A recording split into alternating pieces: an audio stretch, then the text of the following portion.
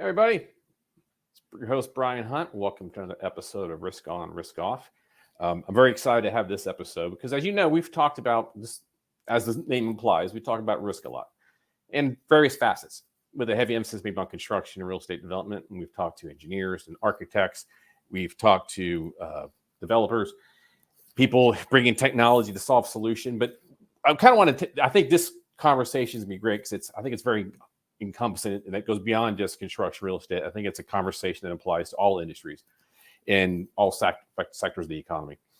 For those of you that don't know me, my background, I am a CPA and actually my forensic accountant background. And I say that 20 years ago, 25 years ago, I used to work for a public accounting firm, but the name was called Campos and Stratus, which some of you might know more locally here as Buchanan Clark Schlater in the Texas region. And what that was a firm where you think about a firm that had a fire burn down a manufacturing facility, and they submit their claim and they're looking for rebuild the building to like status. But also what happens if you have the coverage is you're losing revenue.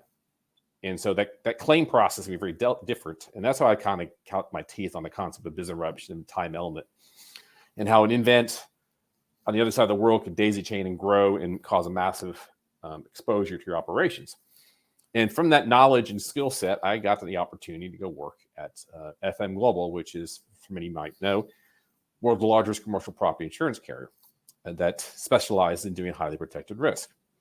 But as we used to say, the joke, and now I'm in the broker world, I still can say it, is the joke is FM is a bunch of engineers selling insurance, but not necessarily the acumen as far as financial analysis. So about 20 years ago, maybe 15, I guess, but dating myself, FM made the decision to start hiring a bunch of financial analysts, backgrounds like myself, to come in and truly try to help our clients quantify their exposure. And by quantify, put an actual dollar amount on what would happen if a factory on their side of the world burned to the ground. And that component didn't make its way to the final chain. What's the potential loss of revenue? And so I and my colleagues, we started this firm. We were traveling the country and the world, talking to individuals and companies to try to understand what their exposures were. And not just like, say, some of you might have seen in the past, and maybe still do, you see these reports that say high, medium, low exposure. What the hell does that mean? What you need is a quantification of your exposure. So quantification of your exposure helps your business impact analysis, which is the foundation of business continuity planning. Without a proper BIA, you might be making improper decisions. So in giving a CFO that something says high, medium, low, how does he make a decision on that versus quantifying this is your exposure versus this, and helps you rank it? Well, from that point, traveling the world, we were like talking about supply chain 10, 15 years ago before it was cool. But let's fast forward to now. As we've seen, as a result of the pandemic and supply chain disruptions, war in Ukraine, there are a lot of things that go bump in the middle of the night that go beyond your fence line that can impact your operations. And as we all know, in this globalization of world, and we've seen, things can change on a dime. So if your technology, your business model might evolve and change over 5 years. But as a result, have you done a good job of updating and quantifying your exposures, therefore your business impact analysis, business continuity planning?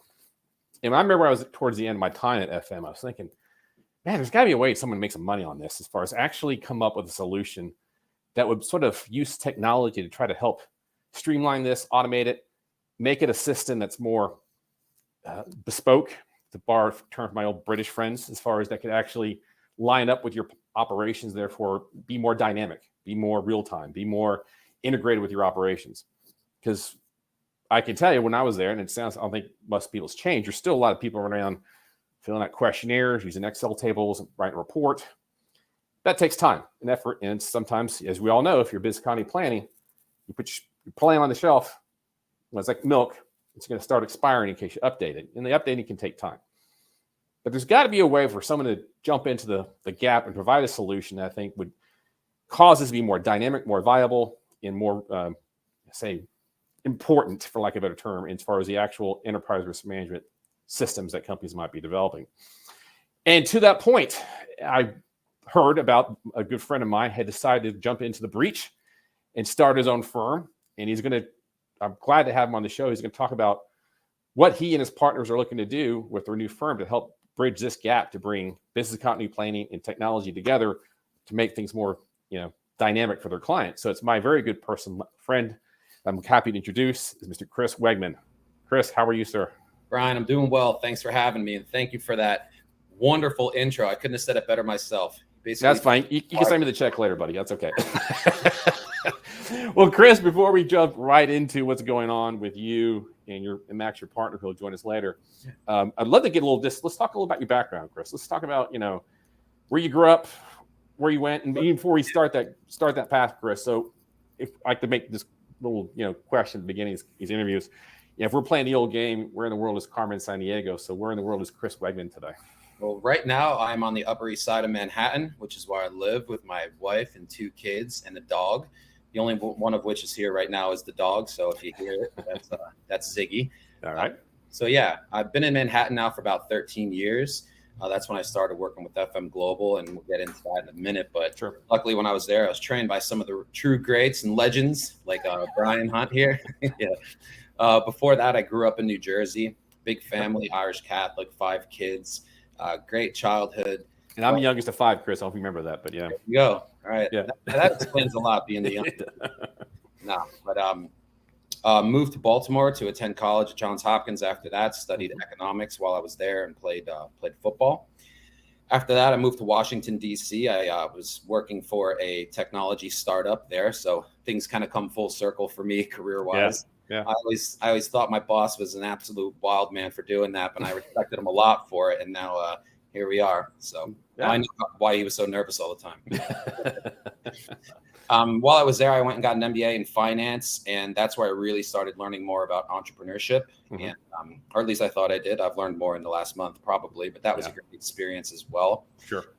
Moved to New York City, as I said, about 13 years ago, and started working for FM Global in that business risk consulting team. And it was, a wonderful time, a great team, really, really excellent company, a lot of smart individuals I've had the opportunity to work with there, which is one of the more difficult things that we'll get into later is, it's tough leaving a job when you're not unhappy. But, absolutely. That's exactly. what we decided to do. And the reason we did it was, largely described by you, and we'll wait until Max gets in to talk about it more. But, we noticed a couple of themes, right, in the work that we were doing. And those themes seemed like they were just ripe with opportunity for somebody to come in with a technology solution that could address some of them.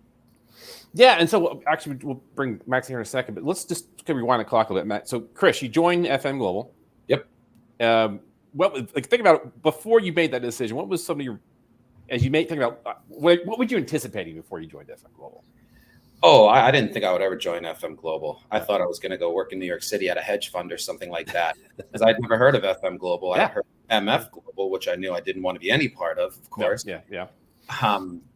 So I didn't really know what I was anticipating, but the reason I wound up joining was just after I started meeting some of those people, particularly the guy who hired me and a few others.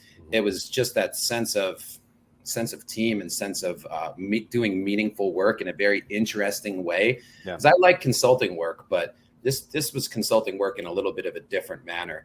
Because it was a value-added service, and that sort of gave you freedom, flexibility, et cetera.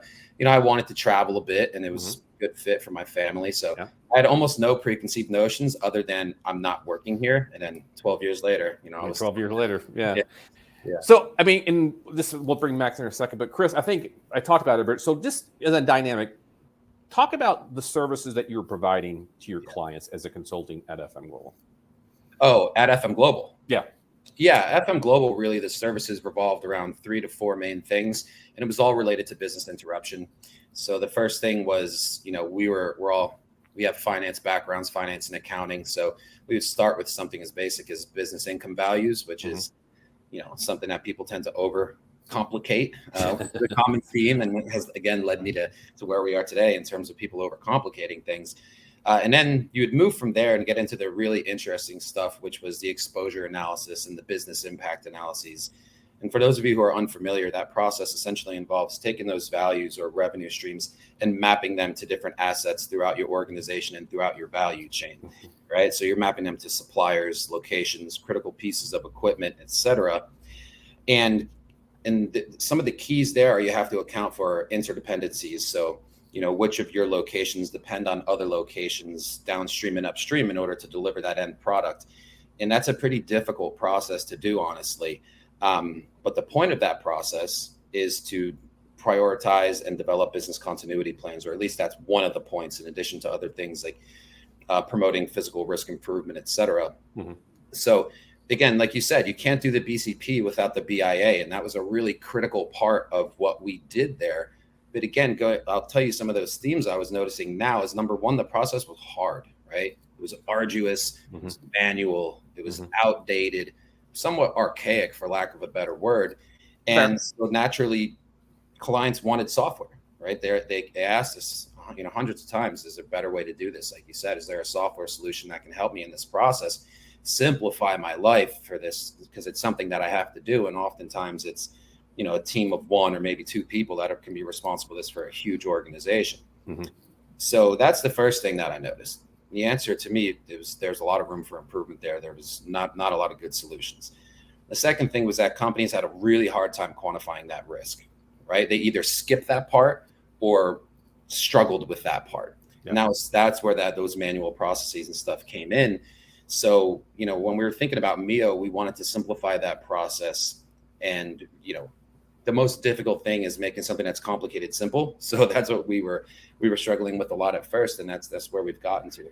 Well, that's maybe a good point. Then maybe, Chris, we'll just go ahead and bring in your partner in crime on this endeavor. Trying to get it. Happy to introduce Mr. Maximilian Glodde, or Max Glodde. Max, welcome to the show. Hey, thanks for having us on, Brian. Good to be here. No, it's great. So, Max, obviously you heard a little bit about how I kind of asked Chris to kind of walk us through his experience at FM. So maybe you could talk about the same as far as, let's get a little talk about your background as far as how you started off your career, where you're from, and just kind of.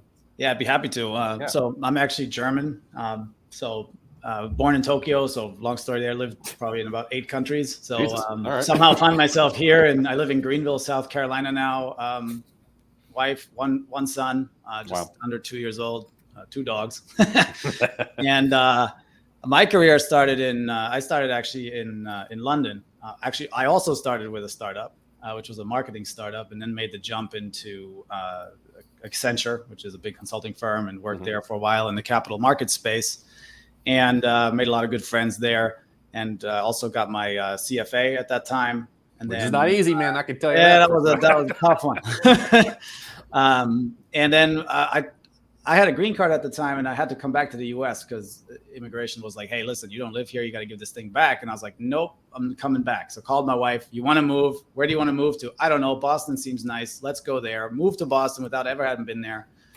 And much like Chris, I was working for Accenture, and I was going back to New York every week, back and forth, working on a project there for a client. And I started looking for some new jobs, and I didn't think it was going to be with an insurance carrier. I had just finished CFA. I was ready to go for, your VC, private equity, something like that. Oh, yeah. And I interviewed with FM. I kind of blew them off for a while, and I had 1 interview, 2 interviews, and I met Chris. I met Eric Jones. I met a bunch of the folks there, and I was like, man, these guys are cool. This is a good place. The atmosphere seems great. Took the job, obviously. Yeah, sure. Was with FM for just about 8 years, and just like Chris, I had an amazing experience from really day one. I think my first week on the job, I played in like a golf outing, and I was like, it's not real life.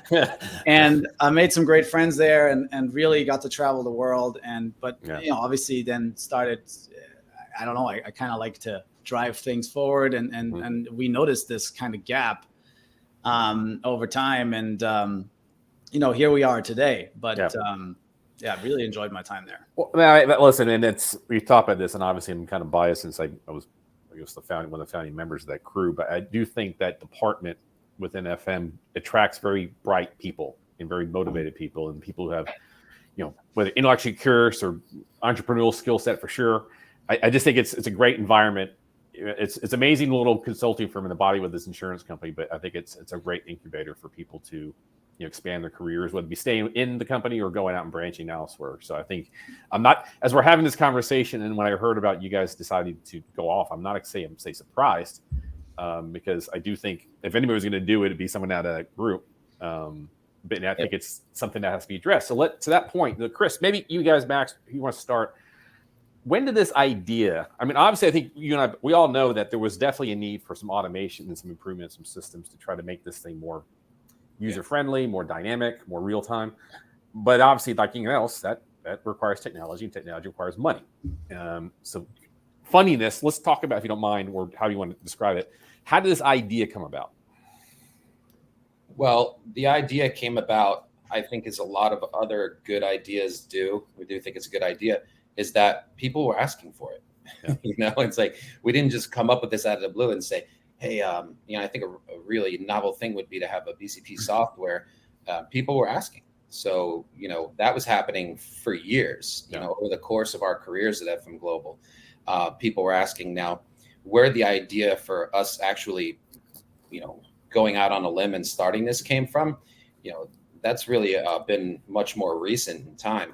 And the first thing that we had to do is decide or figure out, what the market for this sort of thing looked like. So once we started testing the waters on that a little bit, then it became, much easier for us to make a go of it. But the idea's been building for years and years, and the company's been building for just a short time. Okay. And Max, you want to add to that? Yeah, I think you really just have you're in the grind, you're doing your thing, you're working on stuff every day, and you have this light bulb moment that goes, well, you know what? Like, why not? Right? Why not give it a shot and see what can you do it? And so I think, sometimes when you look back, you realize it was staring you in the face for a long time. Yeah. And so here we are today, going out on a limb and realizing, putting in a little effort to find out, or a lot of effort, I should say, finding out like, hey, could this be a viable thing? Right. And then you get a little bit of confidence around that. And then there comes that jumping off point where you need to make a decision. Okay, do we go and make this happen or not? Right. Because you really can't do them in parallel. It's not really possible. And I really want to spend some time towards the end. I want to talk to you about just, okay, now you've become entrepreneurs and that behind the scenes stuff. But let's just give me a couple minutes for both of you, because I know we talked about this offline, because a lot of people like, one of the biggest risks you're ever going to do is start a firm. I mean, and by that, I mean, like, listen, Chris, I know your wife, you married well above yourself, but who doesn't is making exactly. But I mean, you have a paycheck, you got a pension, you got benefits, and you got 2 kids, and then Max, same deal. You're going on the ledge. You're going out on the ledge without a net behind you. Can you walk me through both of you, just like, how was that emotional process for you? Sure. It was extremely difficult. And as I said before, I was happy, at FM. Well, I didn't really have a lot of gripes there, and I liked the team. I liked the leadership. I was in a good place. But for me, it was more about kind of my life experiences up to that point, and having experienced some pretty major moments in the last couple of years. Yeah. I kind of just got to the point where I didn't want to look back and not have taken that chance and tried betting on myself at some point in my life. And this seems so obvious because, again, like, I'm working with Max. I'd already been working with Max for 8 years, and we're buddies. And I was at his wedding, so like, it's not like I'm taking a big leap there. Yeah, that's good. I believed in the idea. I believed in the technology, and I figured, that was really, really tough.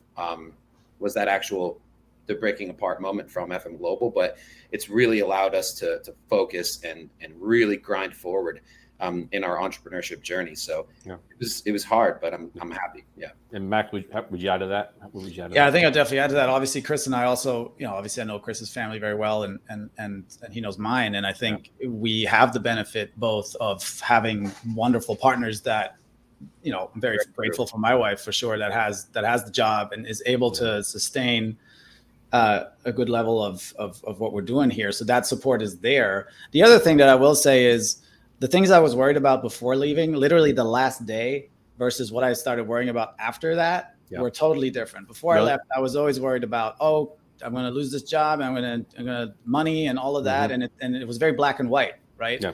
But then I left, and I was like, wait a minute, just because you're without a job doesn't mean you go to zero overnight in terms of like, oh my God, now I'm going to lose my house, right? So those are the worries changed. It just became, let's grow the business. And the other thing that really, somebody said to me one time, and it's really stuck with me, and I'm the oldest of 4. And I've definitely said this to my brother, who I'm very close with, and really embracing that. And it sort of happened to me last year, I think, where I started to really embrace this idea of, if you're driven, nobody's coming for you.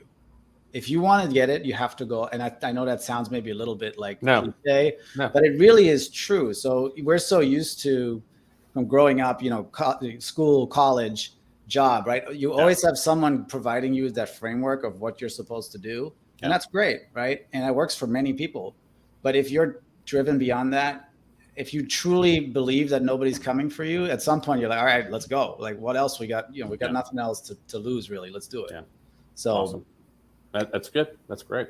All right. So let's get into the brass tacks of it. So you start your firm, and tell me what your name's firm. The name of the firm is MEO Continuity, MEO. And does MEO have a reason? It does. Multiple reasons, actually. Okay. Yeah. You want to share, or you want to keep it? You want me to explain how that came about? Because I was like, yeah, no, we can share. Basically, the story is MEO stands for Middle Earth Orbit, and that is the exact height that a satellite should be above the Earth in order to adequately or accurately be able to provide GPS. Right. Okay. So what's GPS? GPS is a roadmap, right? It helps you get from point A to point B. Yeah. Okay. That's how we think about MEO. Our software platform is it's a roadmap to help you understand your risks and mitigate them. So that's how Middle Earth Orbit, or MEO, came up. And there might have been a few drinks involved. I think it was actually medium. I think it was medium Earth. I can't remember, but there were a couple of Negronis involved, and we had a good time naming it because we originally had a slightly different name that was very close to an airline, and people are like, "What? Like the airline?" I'm like, "Oh, okay, yeah, no, that's not going to work." That's awesome. Hey, go ahead. Go, Max. Go, Max. I was going to say, I don't know if you were going with this, but I think the more important part of the company is the logo, which is and there's a cool story behind that. The logo is a black swan, right? And if you're familiar with the black swan, all right. If you're familiar with the black swan theory, yeah. Pioneered by Nassim Taleb, right? The idea that you have these events that are massive, unpredictable, have huge impacts, but really rationalized by hindsight. Yep. That's a black swan event. And we're trying to help companies obviously minimize the fallout from events like that. And the logo is also origami, meaning it's light. We make it easy, but it's also complex. So there's a lot going on in that logo, probably more than you'd care to know about, but a lot of thought went into that. No, I think it's great. And I love the concept of the black swan, because I think that flat out, all three of us know specifically well, as far as all the work we were doing, consulting with our clients, and what I try to do now in the broker world is help my clients understand that, just because it's a remote possibility doesn't mean it's not going to happen. Right. And I think I remember vividly, before we go for the next step, I mean, back when I was the FM towards the end of the days, towards the last couple of years, I was at one of those, disaster recovery business continuity conferences that we probably hit. And there was a gentleman who was head of infectious diseases at Yale School of Medicine. And he was talking about pandemics, and specifically the potential mutation of the flu, which, by the way, hasn't happened yet. And so that's still the one they're worried about. We don't need another one of those. No, but that's unfortunate. I enjoyed my time at home, but I also really enjoyed when we got to go outside again. No, but that goes back. We were talking, people were in our line of work, we're talking about, pandemics, and people, but no, I think we all found out the hard way that those things can't happen, and mathematically they will happen. So yeah, Brian, and that sort of brings me back to a point we were talking about before about the timing for MEO and the transition point. Yeah. It seemed very, very apropos to us at the time because of just the state of the world right now, in terms of, nat cats on the rise, and wildfires and pandemic and supply chain shortages and war. It was just, those black swan events sort of seem to be increasing in regularity. So it was another motivating factor. So this is going to be a hot button item for the foreseeable future. Totally agree. Just want to take a second. So everybody who's sitting or watching at home, or the office, wherever you might be, if you wish to ask a question to either Chris or Max or myself, please in the bottom right hand corner, you should see my face. There's add a comment. Please go ahead and type in your question and press enter, and then that'll come up on my screen, and then I will bring it to the attention for both Max and Chris to articulate on. So Chris, Max, let's talk about the design of the program. I guess let me put it this way: what is MEO doing, service providing, and then specifically, how are you going to use technology to make that capable to your clients? Go ahead, Max. You can take it. Yeah, so fundamentally, there are tons of business continuity planning software platforms out there. That's not a secret. We know that. We knew that going into this. I mean, what makes us very, very unique is that we actually really focus on this idea of creating a digital twin of the company first, which allows you as a user to really quantify in actual revenue or gross margin terms what the impact that a loss of a location, process area, process, or supplier might have on the organization, right? That in itself is very unique to what we do. Now, that then allows you to do further things such as also quantify the mitigation that might be available to you through other internal locations, external vendors, finished goods inventory. All that stuff is captured on the platform and quantified in dollar terms. So when you fall out at the end of that process, it really gives you in order of magnitude, hey, these are your largest exposures based on the information that's been entered in the platform. And you should go and build a business continuity plan for that right on the platform, right? So we do all of this stuff beginning to end right here on the platform. So you end up also, you have your dashboards that support all that. So you can run a risk manager, let's say a risk management team of 1 or 2 that's looking after 100 locations or even just 5 locations has a very quick way to see, okay, here are my largest exposures in the organization. That doesn't exist today, right? Yeah. So again, Chris was alluding in the intro to this concept of, I think you were actually talking about it, medium and low and just these arbitrary rankings. Yeah, and the problem is you run through the organization and you run through each department and you say, hey, how important is this process to you? They go, oh, it's a 10, it's a 10, it's a 10. So, okay, you have 62 10s. You go to the CEO and you say, hey, these are my top risks. First question they're going to ask, well, which one's bigger? Yeah. Right. We answered that question quickly.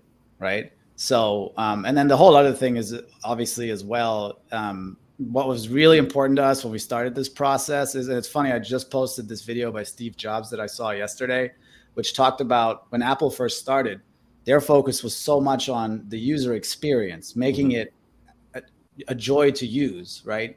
And when we first started talking about this, it's like, well, look, we're going to do all this, but it needs to be, fun is a dangerous word to use in the context of business continuity, but we're going to do it. It needs to be easy to use so people actually use it. So people will build business continuity plans. And so people will protect their business using that stuff. Yeah. Right. So we're not looking to build a doorstopper of a plan out the gate. The platform is designed to add information incrementally over time, supporting those organizations that have some locations that are really slow to do it, some that are really fast to do it. Maybe they don't have access to all the information right now. That's okay. Yeah. But we want them to at least do it. Right. And that is where a lot of the stuff we do comes from that place. Is there, and maybe I apologize, you guys, if this is a leading question, or maybe it's too soon, but like, so is there a way with your program, and this is going back to the days when I was hearing my clients asking, can the information be integrated? Like, is there a seamless connection, like say with the client's accounting software where they can export information into your platform, or is it a manual process at this stage? How does that kind of work? That's a great question, Brian. So in this very first version that we're currently working with, it's still relatively manual, but we obviously have our team. Our team helps the client in the full setup process. So we do all that stuff with the client, however long it takes. The goal is as we learn more, right? Because we're taking this, we've created this out of sort of the feedback from clients, and we continue to collect that feedback. So that request for having an API integration into the various accounting systems you have is absolutely top of the list. We heard that yesterday. Yeah, we heard that literally. We were talking to somebody yesterday. So then you truly, instead of updating this stuff once every 5 years, if you're lucky, you can update it every time financials come out. And you don't even have to do anything. It's just that. I think what you just said there, and that's, I mean, we were talking about this, and we say, man, this is going to be. I personally can tell you this. There's a lot of demand. There'll be a lot of demand for this product in the marketplace, because if you've got the ability to update every quarter, or even like once a year on the annuals, then you've taken your enterprise risk management to the next level, because it's become more dynamic, it's more reflective. And I love the term you guys said, digital twin. I think that's amazing. I think that's a really great, if you can put up a digital twin of your systems for enterprise risk management, then you've got something that is in real time, living and breathing, and it's dynamic, and it reflects your business. We had a conversation with a prospect that got really excited about that idea of a digital twin, obviously for business continuity planning. But he said, I could use this in so many other areas. Like I can use this to do a whole bunch of other stuff, right? Because I can now I have this thing I can play with and affect it basically and see what the response is, right? Yeah. To your point, it makes it so much more, another term we like to use is evergreen, right? So everything lives on the platform. So when something changes, despite the fact that it's a manual process at this point, it's just a few data inputs. You add a location, you subtract the location, you update your financials, and everything changes automatically. Your exposures change, therefore your strategies might change. And it's just very simple to do so. And one of the things that we were thinking about early on in the process too is we wanted to create this platform to kind of resemble TurboTax, right? So we wanted it to be a guided process where you're asking questions and asking for inputs. Obviously your W-2s sometimes are updated into TurboTax depending on the situation. But if you had to enter them in yourself, it's not that big of a deal. So that's kind of one of the things that we kept in mind as we're designing this process is we want it to stand on its own, at some point. Or if you need help, we'll help you. But we want it to be a guided process similar to process. No, I think it's fantastic. I think it's fantastic. So what is, I guess, as you think about this, like any firm, you've got your business model and like who your initial target practice or clients are. Is it, and it's obviously it could be scalable and growable. Like, so right now, is this a product that you say would be best suited for, say, middle market accounts, multinationals? How would you say this is at this stage of your evolution? Yeah. Who's your ideal client right now? Lucky for us, the framework remains the same across any size client. Obviously there'll be a little bit more work involved with one of the super large clients. But generally speaking right now, the only way I've really been able to differentiate it is in terms of industry, right? Okay. So companies that make things, this tends to work better for, although it could essentially be applied across the board. In terms of size, we've seen clients anywhere from $3 to $100 billion a year in annual revenue that are speaking with us and interested in doing this. So size really is not a really big concern right now for us. The other place where this really, since we're on that topic, where it really helps a lot is imagine if you're a private equity firm that has a portfolio of, 30, 40 companies, and you're trying to look at, hey, okay, I own all these things, or I own a significant share of these things, and I want to make sure they're all just doing risk management the same. Yeah. Right? What do I do? Right. Yeah. Let me get a software in here that can help me do that. And we really, we've had some conversations like that. Brokerages that want to add value to their clients and say, hey, we got this great tool. It maybe can help them leverage that information in renewal discussions or just making the company more resilient. So we've seen so many different applications of where it can make sense. We were talking to a really fantastic consulting firm that is looking at, using some of our technology as the backbone to their business continuity offering, which we're very excited about. Yeah. Again, because it introduces standardization, repeatability, more frequent touch points with clients to then also perhaps look at some other services, that they can offer. So yeah, and you and I were talking about this, but I think as you're going to discuss, I've had this thought. Now that I'm on the, I was on the carrier side, I was on the insured, and I'm the broker the past 7 years. And what I've sort of griped about is that there's a really archaic way as far as how information is being collected from the insured to the broker to the carrier. And a lot of times it's Excel files, and everybody's got different Excel files, and they got different applications and whatever the case may be. And if I think if someone had made the gumption, not me, come up like a simplified, the Outlook, the Microsoft Outlook adopted platform for the transferring information within the industry, it would just make things much more efficient. And I'm curious, and we talked about this. I think what you're doing was not too much of a stretch that would be allowed an insured who's doing their digital twin to also use that information and submit it to the carriers or the brokers to help, for the purpose of the, insurance process. Yeah, there's absolutely an application of that. And what we also like is because we've had some clients that we're talking to that actually say, hey, I want to see the information before the insurance carrier does, so I can make sure that it's looking good. Yep. Right. So make sure it's if the carrier offers the service, which is a great service, the challenge is the carrier sees it before the client does, right? So really giving the client that control to send it when they want to, right? Yeah.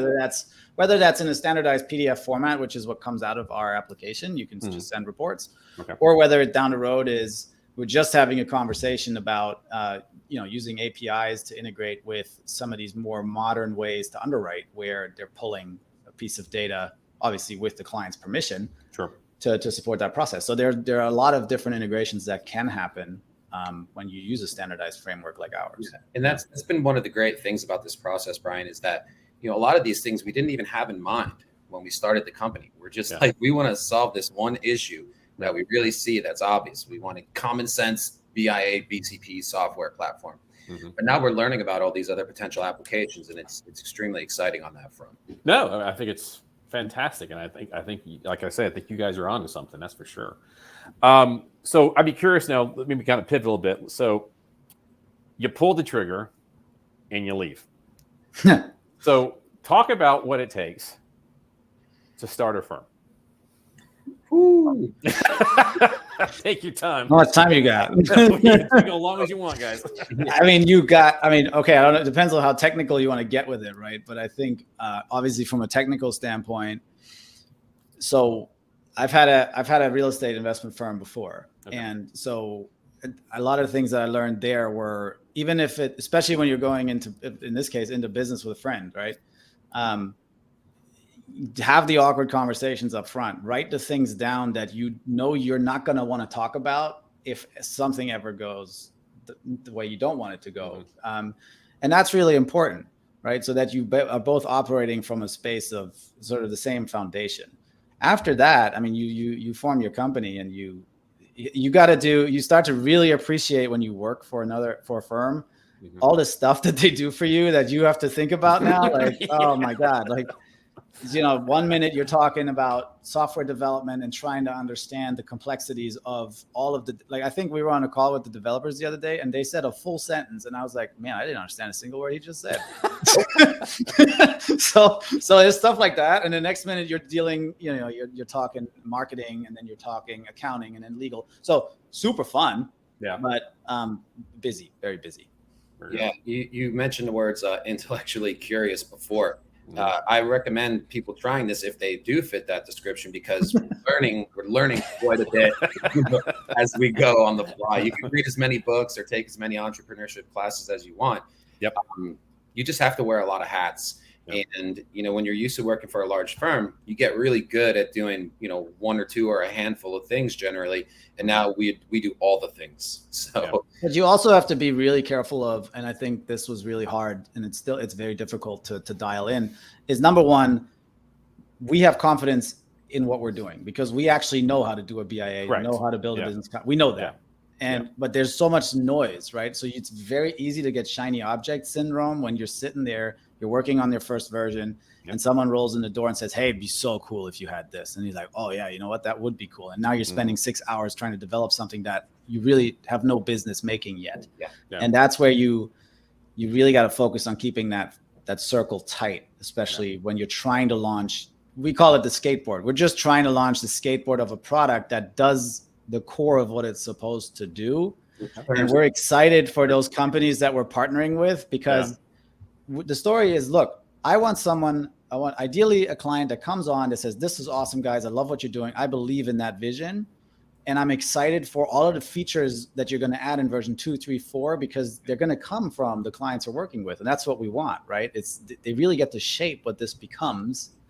And because right now we've worked on just the core functionality, which is arguably the hardest part. But something that Max and I remind each other of, there are two things actually. It's like when you're starting your own business, there's certain days where you're just gonna be riding so high. Like it feels so great. And somebody called you and it went well, and you got a client, or you made a huge development, and you're going to be riding so high that you kind of have to calm yourself down. And there's other days where you're going to be like, what have I done? A horrible mistake. Getting less and less of that. But it's good. You got to keep yourself sort of on an even keel. Yeah. I think, a good way of doing that is like, and we remind each other of this too, is like you just gotta keep chipping away. Don't get overwhelmed, and just get like something meaningful done every single day. Yeah. No, I think a lot of the emotions you just express to guys, I gotta be honest, if you're decided, I didn't go off on my own, but being in the broker world, you're out there chasing clients. And like I tell clients, people, I get 10 balls in the ribs for every one I put over a deep center field. It can be very frustrating. You have these ups and the downs and you got to go through it, That was a baseball thing, Max. I know you. I love cricket. Cricket. Which, by the way, is now a major league sport here in Dallas. That's another story. Cricket is? Yeah. I'll talk about that offline. So, so obviously, gentlemen, you've got more years to go, and I'm confident you guys are going to do fantastic in this. I look forward to seeing this grow. But as you sit, and somebody's maybe watching this, and again, anybody who's back here watching, please go ahead and send me a comment in the bottom right-hand corner and give it to Chris and Max. Don't be shy.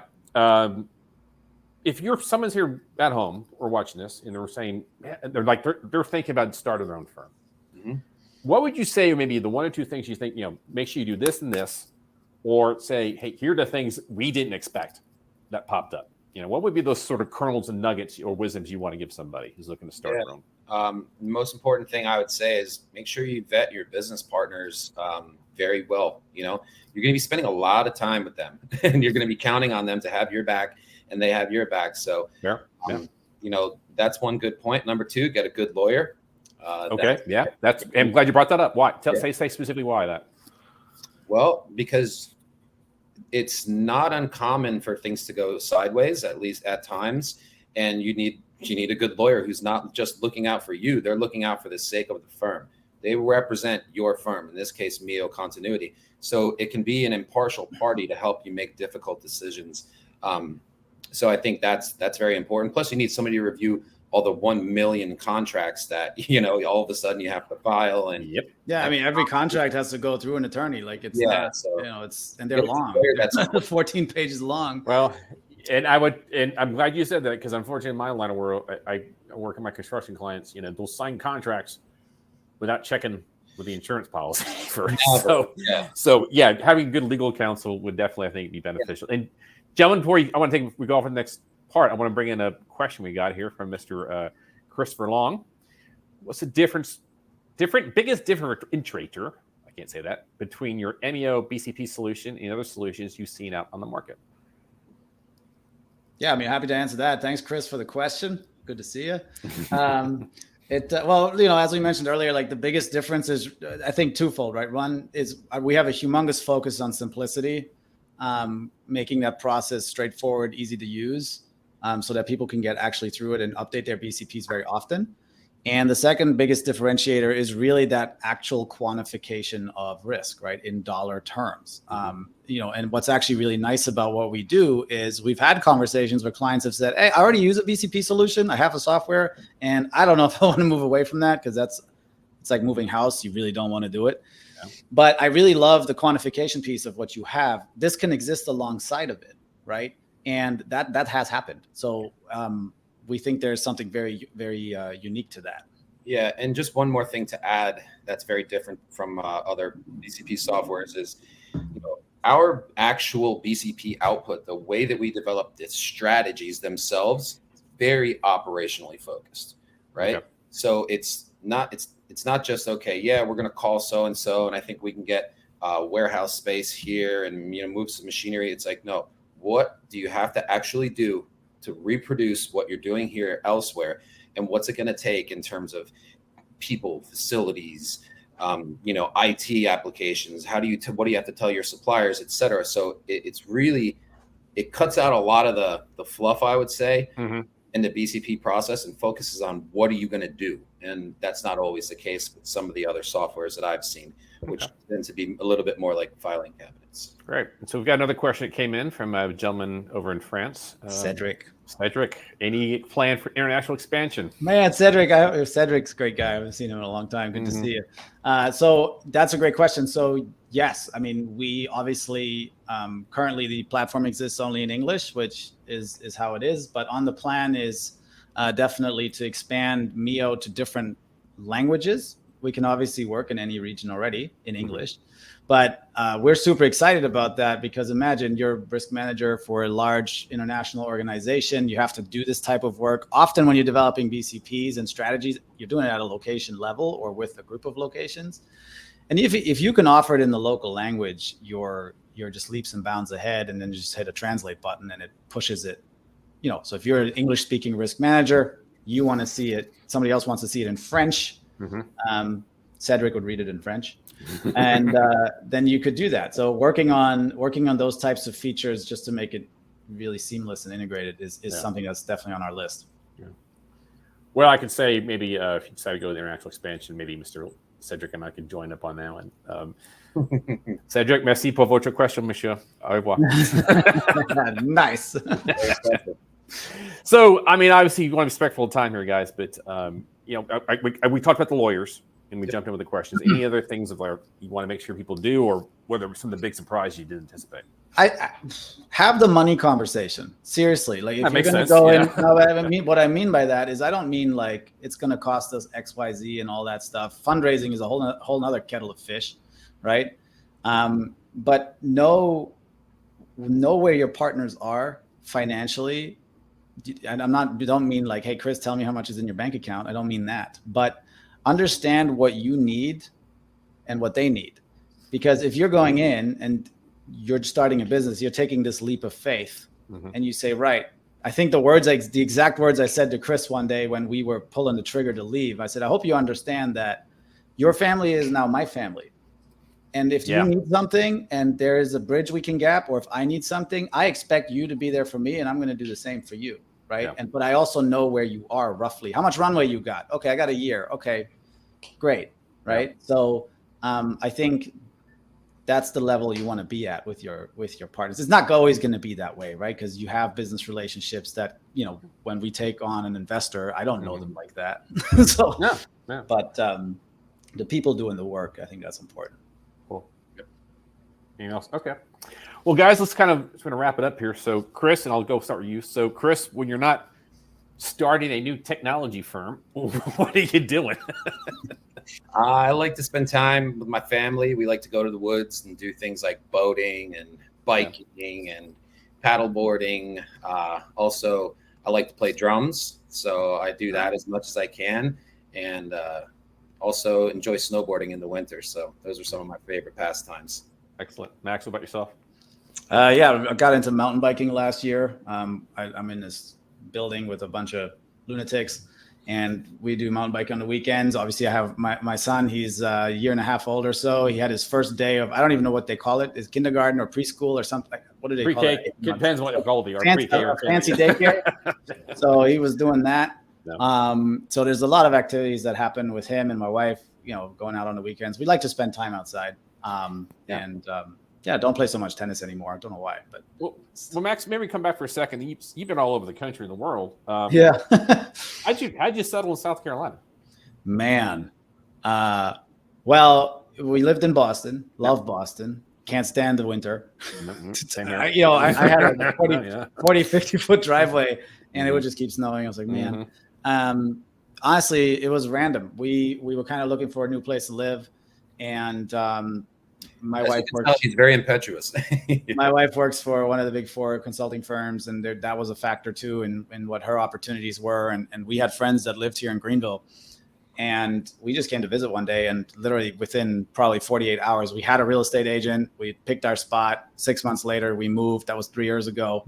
And so we love it here. I mean, we spend a lot of time outside, and nowadays with how the working environment is, I mean, I have an airport 15 minutes from my house that looks like a country club. I have a direct flight into LaGuardia. I can be at Chris's house, I think, in under 3 hours if I want it. So, that's awesome. It's good. Yeah. So Chris, any books or podcasts that you would recommend to people? Like, what are your like as far as any books you recommend for someone who's thinking about going on the road, or just things you've enjoyed recently? I haven't had much time for leisure reading. I am into Oppenheimer, but I don't think that's going to help anybody as we speak. Podcasts, honestly, most of the podcasts I listen to are comedy focused, so not very helpful in the business world. But in the past several years, Max has recommended a few that I would. They were pretty good. Good. Max, yourself? I would say, there's a book called The Lean Startup. I think everybody in that space knows that. It has a lot of really good info in it. Okay. If you want to read a book that'll just get you fired up and for when you don't want to do a thing, there's that book, David Goggins, Can't Hurt Me. Okay. That guy's nuts. But if you ever just need it, I usually read it when I go to bed. Okay. And the problem with that book is I read it and then I don't want to go to bed. I feel like I need to go outside because I'm like, man, this guy is doing a 100-mile race at the drop of a hat and I'm over here in bed. That's awesome. But I don't really, there's so little time to read. Something tells me right now you guys are pretty swamped right now. So I understand that. Hey guys, this has been a great conversation. I'm glad to hear that you're taking this risk because I do think there's a demand for this. And I know you guys have the background to provide it. And I wish you guys nothing but continued success on this. And I'd like to maybe bring you guys back in the future and get an update as far as how things are going. So sounds great. All right, guys. Thanks for having Thanks for your time, guys. I really appreciate it. Cheers. So that's been another episode of Risk On, Risk Off. I hope you guys enjoyed this. I think I was really excited about having these guys on both on the shows. I mean, I didn't work with Max at FM, but I did with Chris. I saw, I knew firsthand the work that we were doing and the need that was being addressed. And like we said, we were talking about supply chain issues before it was cool. But there is the concept as far as, business accounting planning. It's once you complete the project, then it gets stale like milk after a while, and you got to update it. And as things change and are very dynamic, and we've all seen the past 3 years how something happens on the far side of the planet can disrupt your ability to get product out the door now. Things can go bump in the middle of the night. And I love the fact that the logo is the black swan, because that's exactly what this whole thing is about is, you have a probability of things, but things can go wrong out of nowhere. And take into account now with the additional risks we're seeing with cyber attacks and the potential of a 0-day hack that can knock out infrastructure in the region for 5 days or worse. These kind of things, owners and managers need to know in real time, or at least relatively updated information so they can make informed decisions. And it's hard to do that with something that's kind of stale or been on there for a couple of years. And the fact that you guys are making a risk and just starting a risk, having the risk of starting your own firm is one of the biggest things you can do. I mean, I remember when I was toying with the idea of leaving FM, I was keen out, want to get outside my comfort zone and a little more about enterprise risk management and bigger picture. But and now that I'm in the broker world, going out there chasing clients, it's tough, but I still have a firm that's behind me. I'm not doing it on my own. So anyone who goes out and starts themselves is, taking one of the biggest risks out there, and I applaud them for it. So like all things, guys, I hope you enjoy this. If there are certain individuals or subjects you want me to cover, please send me a note and post it on LinkedIn. You can also find this on the playlist on YouTube, and the links to the show as well on Twitter and Substack. Until next time, guys.